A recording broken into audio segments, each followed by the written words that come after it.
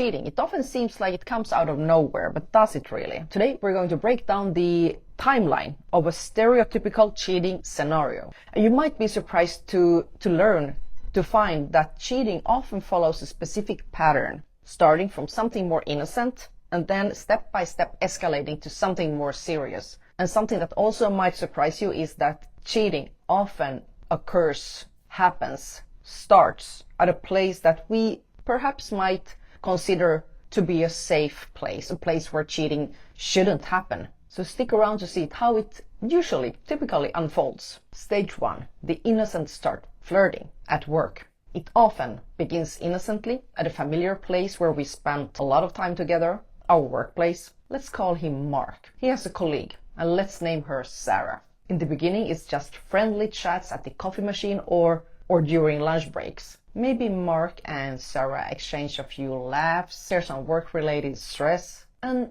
just enjoy each other's company in a more friendly manner. It's innocent for now. And this is the stage where boundaries start to blur. Psychologists refer to this phase, or where we are currently heading, as the emotional affair or the emotional infidelity, the foundation for an emotional infidelity. That's what's building up, where one person is building a deeper connection outside of their relationship, even if it hasn't turned physical yet. According to a study in the Journal of Sex and Marital Therapy, emotional affairs can be just as damaging as physical affairs, especially since they often lay the groundwork for what's coming next. Increased interaction, after-work events, and the holiday party at work. As time goes on, their interactions start to pick up. They begin to attend after-work events together, maybe a team happy hour, or even the annual Christmas party that the company throws. Here's where things might take a turn, and alcohol often becomes a factor lowering inhibitions and making it easier to cross lines that previously were unthinkable. And I've heard so many stories, real-life events, real-life infidelity, where the husband or wife stumbles across, sees a text message popping up on their spouse's screen, on a cell phone that's been left forgotten on the living room table, a text message coming from a colleague at midnight, Friday evening. So the workplace is definitely a place where a number of infidelities start. So research shows that alcohol definitely plays a crucial role when it comes to infidelity, because it lowers our inhibitions, diminishing our self-control, which is why so many infidelities begin or kind of take the next step at social gatherings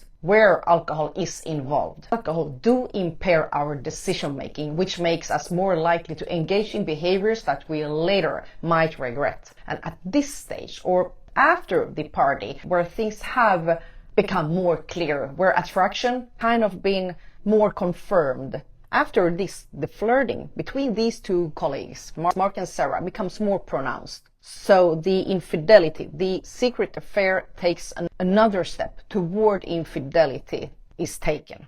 Stage 3. This is where the first crossed line happen, or the first physical line is crossed. Because until this, the affair has been more on the emotional side, which is, of course, the groundwork, the foundation for the next steps.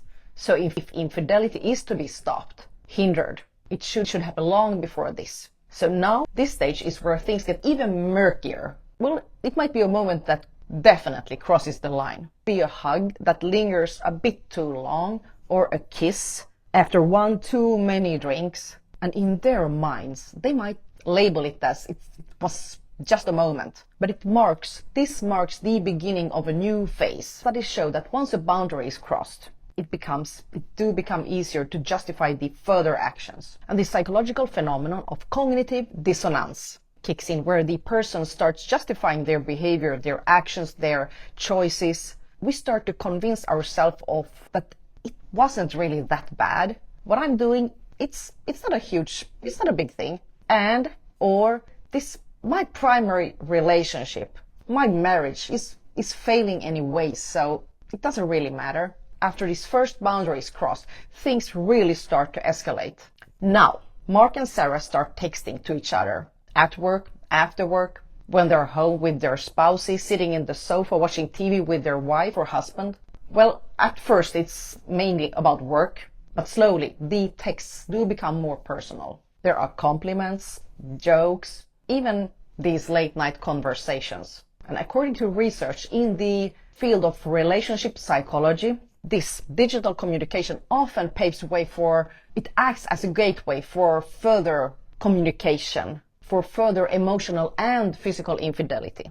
And these messages become like a secret world for Mark and Sarah. They're adding thrill to their days. And he is now balancing two parallel lives. One at home with his wife and one with his secret ally, with Sarah, who occupies his mind more and more. This is the point where he actively starts hiding his phone and trying to do things to prevent his wife from finding out what's really going on behind her back. He deletes messages or turn his screen away whenever his partner enters the room. And number 5, this is the 5th stage, where the emotional affair intensifies. And at this point, the affair with Sarah has definitely transformed into an emotional affair. Mark feels understood and valued by Sarah in ways that he might not feel at home. They confide in each other, talk about personal dreams, hopes, wishes, fears. The emotional connection is just intensifying and growing and building up. And sometimes they're even discussing frustrations they have in their primary relationships, where the emotional connection intensifies further and it becomes increasingly hard to pull back. And psychologists highlight that emotional affairs they're often a slippery slope. They fulfill needs that might not be fulfilled in the primary relationship. And they prevent us from not bringing up those themes, those needs, those subjects that we should with our spouse, because we're focusing more and more energy to the relationship on the side. Stage 6, the physical affair. Finally, the affair might become physical. It might happen during a business trip. It could be after one of the afterworks where alcohol is involved, or when they're alone after work. By this time, both Mark and Sarah have crossed multiple boundaries, and the affair becomes their new reality. And this phase often comes with a wave of guilt and frustration, confusion, but also a thrill that can be addictive. Mark and Sarah, they both might feel torn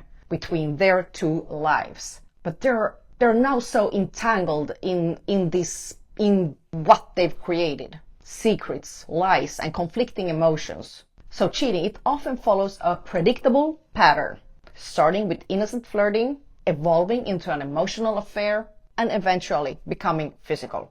It's a gradual process, with each stage providing or making us come up with justifications, subconsciously or consciously, which makes the next step a bit less daunting. And understanding this timeline can be a wake-up call, and it should help us notice when we are entering this timeline where the first step has been crossed, where the first boundary has been crossed. Also showing us how easily these boundaries can actually be crossed when they start with these small steps. Because infidelity often starts with something that could be labeled as innocent flirting, confiding in each other regarding something work-related. This is usually where it starts. And if you found this video about cheating, the timeline of cheating, interesting, please comment, share your story or what you found helpful. Please do subscribe for more insights into psychology, relationships, dating, cheating, and let's continue to explore these human experiences together. I wish you all the best.